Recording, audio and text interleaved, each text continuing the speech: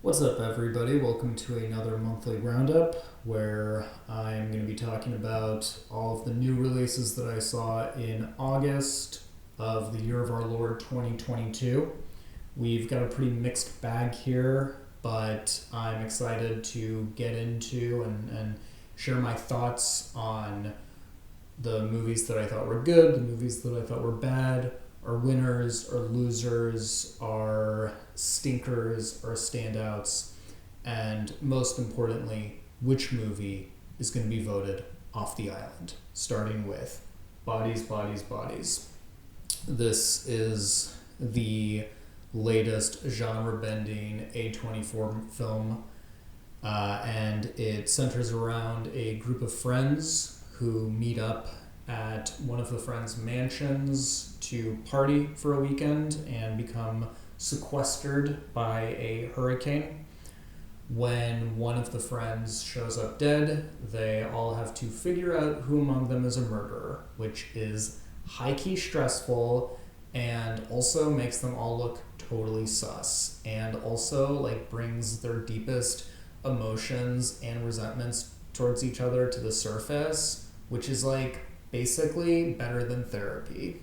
So yeah, if you haven't seen the trailer or any of the marketing for this movie, it's basically a sort of dark comedy whodunit about millennials slash Zoomers being millennials slash Zoomers. I mean, they're either younger millennials or older Zoomers. I mean, they're my age, basically. I mean, they are of the TikTok social media era, basically, and that's what's important. I don't want to be too reductive by focusing on that element of the movie. I mean, I do think it's a little bit of a disservice to label it as being a movie about millennials, since the more I thought about it, and spoiler alert, I didn't really care for this movie that much, but I gave it a little bit more credit when I thought of it really as a movie about what people do when they're under intense stress and how they behave and how that stress can sort of bring these repressed emotions and resentments towards their friends and also their mutual friends and the people around them, and it can bring all of that stuff to the surface in really explosive ways, which when I thought about it from that angle, I had a much more benevolent attitude towards this movie. But I think the reason I didn't like it that much when I first saw it is because I sort of viewed it as a whodunit slasher dark comedy satire, and that's on me, Mr. supposed professional over here. But I mean, in my defense, it does sort of have trappings of all of those things, and as a comedy, it's not that funny. As a sort of slasher thriller, it's not very harrowing, and as a satire about millennials and Gen Z, it doesn't really have that much bite to it, and I think ultimately I just found the characters in this to be too dumb and narcissistic to really care about them. So grew on me a little, but 2.5 out of 5 stars. That being said, Rachel Sennett is and will always be a star. Next up, we have Bullet Train. This is an action comedy starring Brad Pitt and a bunch of other people who are on a Japanese bullet train. They're all playing a ragtag team of assassins whose interconnected fates lead to a series of violent shootouts and showdowns. As the train gets closer and closer to Kyoto, they find out that they might all be on the train for a reason. This was directed by David Leitch, who is one of the uncredited directors of John Wick. He's also directed the Fast and Furious film Hobbs and Shaw and Deadpool 2. And this is what I'm assuming is him cashing in on the Hollywood favor that he's built up directing two very successful IP products to do an original big budget action movie that is actually based on a novel.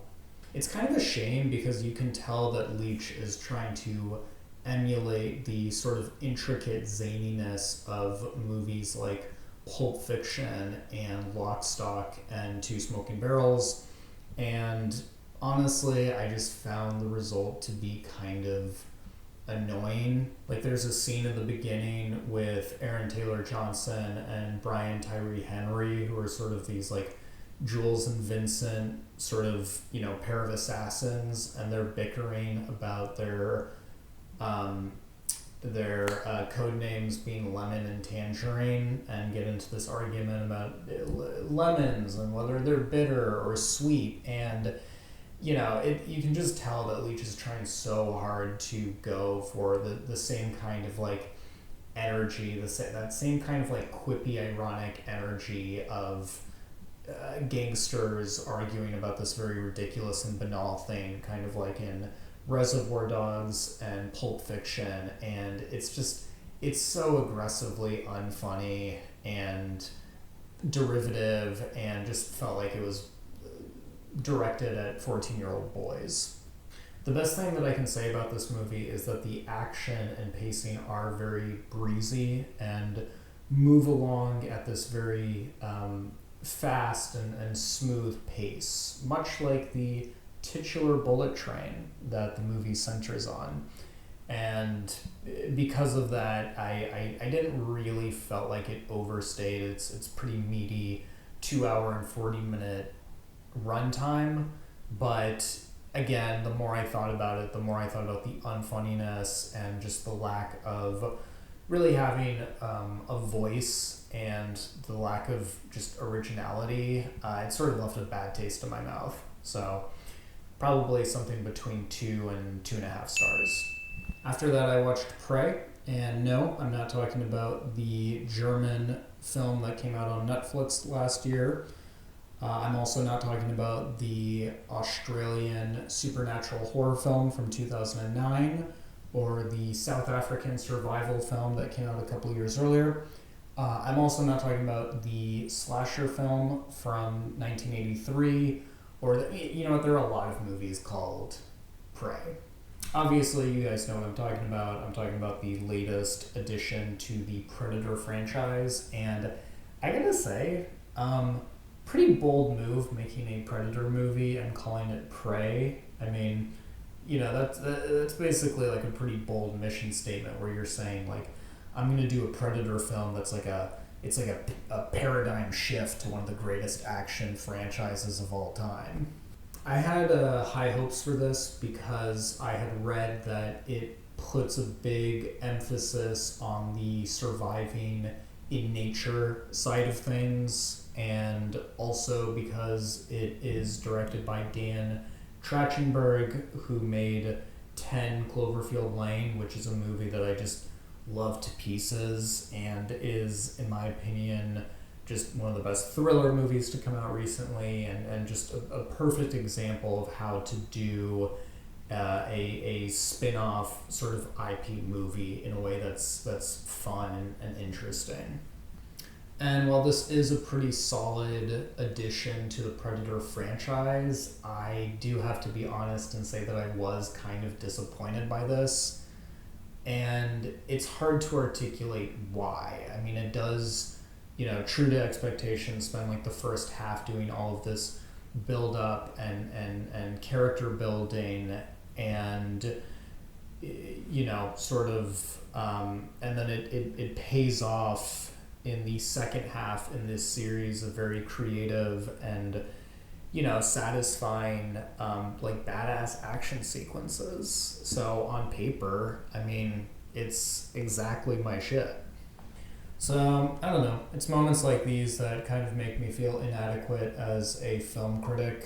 I mean, as far as what I didn't like about it, I mean, it could be that it takes too long to do the build up it could be that there's not, a really good parallel between the build up in the first half and the payoff in the second half. Like, there's not really a sort of, recognizable sequence of cause and effect.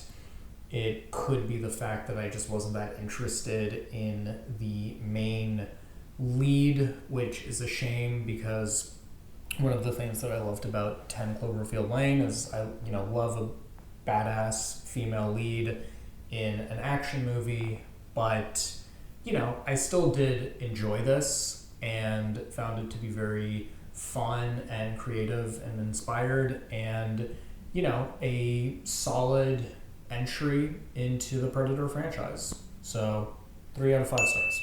Next up, we have Breaking, which is a heist movie based on a true story starring John Boyega and Michael Kenneth Williams of The Wire fame in his final cinematic performance.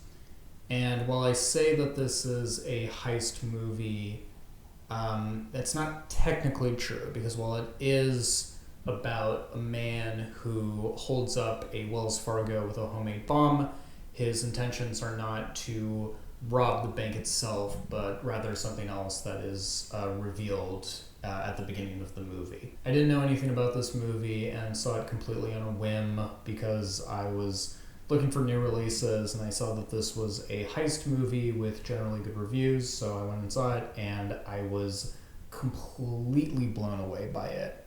On one hand, this is a crime thriller that explores this real-life event from the perspective of the perpetrator, as well as the victims in the bank who are held up, as well as the news media and the hostage rescue team. But it's also a piece of social commentary about the circumstances that lead this otherwise very good-natured man to do something truly desperate. And those two elements, the crime thriller element and the social commentary, I think bolstered each other in the best way possible to create something that's both very harrowing and suspenseful, but also just feels very relevant.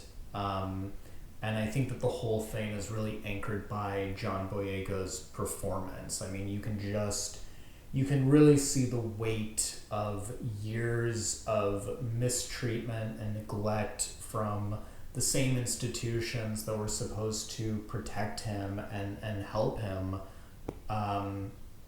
just completely break him. And I thought that was so powerful. So highly recommend this. 4 out of 5 stars. Go see it. And finally, we have 3,000 Years of Longing, which is the latest film from George Miller, starring Tilda Swinton and Idris Elba. This is a modern-day fantasy that focuses on Tilda Swinton, who is a professor studying narratology, which I don't know if that's a real thing or not, but it's basically just comparative literature. She basically just studies comparative literature. She begins to have these hallucinations of these magical beings, the same ones that she's devoted her life to studying in literature, and this culminates in her acquiring a genie lamp, where she unleashes a genie played by Idris Elba, who proceeds to tell her the story of how he's been entrapped in this bottle for thousands and thousands of years. And that's what most of the movie centers on, but it also centers on their relationship. I definitely preferred the flashback sequences, the stories that Idris Elba's character tells, that sort of tells this vignette of Arabian Night style stories, mostly because I love them for their sense of, very imaginative wonder. And while I did prefer those parts of the movie, I didn't dislike the parts that took place in the modern day with Tilda Swinton. That being said, I will say this did make me think of my review of Nightmare Alley, where I said that Guillermo del Toro has this kind of very specific aesthetic in his movie, this what I call digital slickness that sort of waters down his movies, and I really did feel that here, especially in a lot of the modern day sequences. I mean, there's one in particular where in the beginning of the movie, Tilda Swinton releases the genie from the bottle, and then you see Idris Elba, and he's kind of in this enlarged form, and he's in her hotel room talking to her, and she's talking to him, and it is some of the shittiest CGI green screen that I've ever seen. I mean, it looks like she's standing in front of a green screen, and it's moments like that that really undermine the sense of wonder in this movie. And I mean, I don't know, just do some Peter Jackson forced perspective stuff. I mean, if this is really what the future of filmmaking holds for auteurs like George Miller, then do not sign me up. Still, I did mostly really enjoy this, like I said, mostly for its sense of wonder and its very sweet, humanist message at the heart of it. So, 3.5 out of 5 stars. Whew! And that's it. That is my monthly roundup. So, don't forget to follow me on all the social medias. Type down in the comments and let me know your thoughts on all of these movies. I want to hear your disagreements. I want you to tell me why I misunderstood Bodies. Tell me why I was too hard on Bullet Train, why I'm just being pretentious about it. Tell me why I was too soft on Breaking. Tell me why I gave too much slack to 3,000 Years of Longing for its corniness. I want to know. Tell me. And obviously, besides that, just continue to watch and like and subscribe. And until then, I'll see you in the next video.